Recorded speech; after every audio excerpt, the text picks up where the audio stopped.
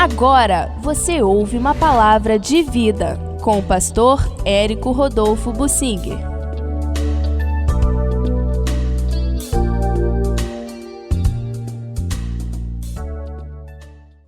Os filisteus e todos aqueles que rejeitam a Deus são indesculpáveis por isso. Eu vou focalizar o Romanos capítulo 1, em que o apóstolo Paulo começa expondo a doutrina, toda a doutrina cristã sobre o pecado, a salvação, no livro de Romanos, e ele começa com a realidade do mundo, a natureza humana. Deus se revela a todos, mas há pessoas que não querem Deus, e aqueles que não querem Deus os entrega à sua própria vontade, e a Bíblia diz que é uma disposição mental reprovável. Sim, quem não quer saber de Deus acaba aderindo ao outro lado, e a sua mentalidade fica reprovável aos olhos de Deus. E nessa mentalidade reprovável, a pessoa se dá a fazer qualquer coisa, todos os absurdos, todas as atitudes que são afrontosas a Deus. Deus as entrega. A pessoa aqui na terra pode fazer o que ela quiser.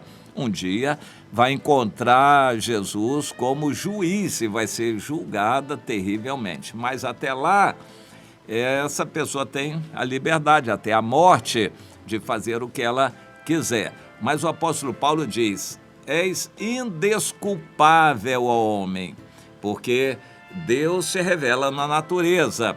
O livro de Jó é muito interessante porque traz uma história muito dramática vivida pelo Jó e confrontado pelos seus amigos, que discutiram bastante. Eles não tinham, naquela época, a Bíblia escrita, ao que se saiba, outros livros. Não havia uma religião organizada, nada disso. Eles ficavam na axiologia, o que cada um achava, baseados tão somente na natureza. É interessante isso, Deus se revela na natureza. Então, no livro de Jó, tanto ele quanto os seus amigos conheciam bastante sobre Deus, baseados na natureza, tão somente na natureza. Por isso que se focaliza muito lá as nuvens, as chuvas, as trovoadas, o sol. Eles falavam muito disso, Deus se revelando através das coisas criadas. E em Romanos 1, o apóstolo Paulo diz que todas as pessoas são indesculpáveis diante de Deus, porque Deus se revela na natureza. Agora, eu me reporto a uma época em que as pessoas já conheciam algo de Deus. Deus já tinha sido revelado ao seu povo de Israel. Depois do dilúvio, o nome de Deus já foi invocado. Pessoas quiseram rejeitar a Deus e partiram para confrontar Deus na Torre de Babel. A Torre de Babel foi muito interessante.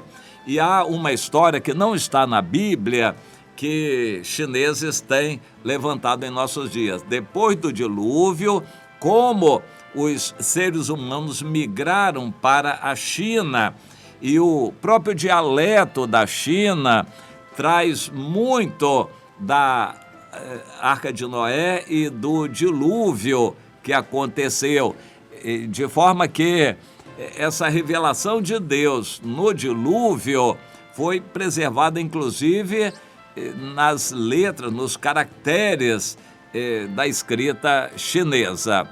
Mas o que a Bíblia focaliza é daqueles que vieram, os semitas, vieram ali para a região de Babel e construíram uma torre. Eles já tinham conhecimento de Deus e sabiam que eles estavam fazendo uma religião para confrontar Deus, uma denominação deles. Vamos fazer aqui uma cidade, no meio da cidade, uma grande torre que chega até o céu. Eles não tinham a pretensão de chegar a Deus no céu, mas era chegar até o céu para confrontar o céu, para tornar célebre o nosso nome. É assim que eles dizem lá, tornar célebre o nosso nome. Nós vamos confrontar Deus, vamos fazer aqui uma obra maior de todas na terra para tornar célebre o nosso nome. Nós sabemos que Deus existe, não queremos Deus e vamos fazer uma religião para confrontar Deus. Foi assim em todas as eras de rebelião em que os seres humanos criaram religiões. Por exemplo, o Jeroboão, que criou uma religião independente de Jerusalém e criou deuses ali, os bezerros de ouro, e organizou a religião tendo conhecimento de qual era a religião verdadeira. O Jeroboão sabia quem era Deus, o Senhor mandou um profeta falar com ele, ele tinha tido experiências com Deus, mas ele conscientemente rejeitou Deus. E aqui em 1 Samuel, no capítulo 6, nós temos a história da derrota de Israel para os filisteus, que tomaram a Arca da Aliança de Deus. Eles achavam que a Arca da Aliança representava Deus. E se a Arca da Aliança de Deus estivesse com eles, eles teriam muito poder, porque eles sabiam que o Deus de Israel era grande, era poderoso. Eles se lembravam de que o Deus de Israel tinha tirado o seu povo do Egito e trazido para aquela terra. Eles sabiam disso. Os filisteus lembraram, eles temeram o Deus de Israel, mas não quiseram saber dele. Acharam, entretanto, que Deus estava dentro da arca, trazendo a Arca da Aliança para eles, eles estariam garantidos, o Deus de Israel estaria com eles. Eles erraram redondamente. A arca, na verdade, até representava a aliança com Deus de quem estivesse em aliança. A arca não tinha poder em si. Muitas pessoas erram achando que o símbolo tem poder, a cruz tem poder, o óleo ungido tem poder e por aí vai. O nome de Jesus, te expulso o demônio em nome de Jesus de Nazaré. Eles acham que o símbolo tem poder, mas o poder está na pessoa de Deus, que se revela a nós quando estamos em aliança com Ele e não no símbolo.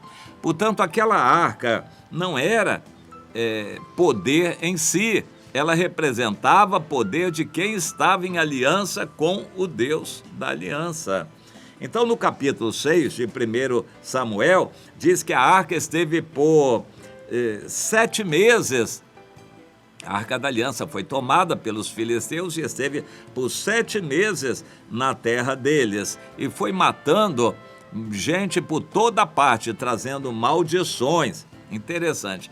A arca representa Deus, a Arca da Aliança daqueles que estão em aliança com Deus e abençoa. Mas a Arca da Aliança também amaldiçoa os que não estão em aliança com Deus e mata todos que tocam nela, como matou israelitas que simplesmente olharam para dentro da arca de Bet-Semes. Então, os filisteus ficaram apavorados por aqueles 7 meses de maldições. A arca de Deus não trouxe bênção para eles, trouxe maldições. Então, eles queriam se ver livres e não sabiam como se ver livres daquelas maldições. E chamaram os sacerdotes e adivinhadores das religiões deles. E perguntaram, como vamos devolver essa arca? Então os sacerdotes e feiticeiros e adivinhadores dentre os filisteus recomendaram, vamos aplacar a ira desse Deus. Vamos devolver a arca, mas não vamos devolver vazia, vamos dar um presente para esse Deus. Então, recomendaram que eles fizessem algumas imitações dos tumores que eles tinham recebido, tumores de ouro e ratos também, porque havia uma praga de ratos destruindo a terra. Vamos fazer umas imitações de ouro e mandar como presentes para esse Deus e vamos dar glória a ele. Mas vamos até fazer um teste para saber se foi Deus mesmo, Deus de Israel, que fez isto.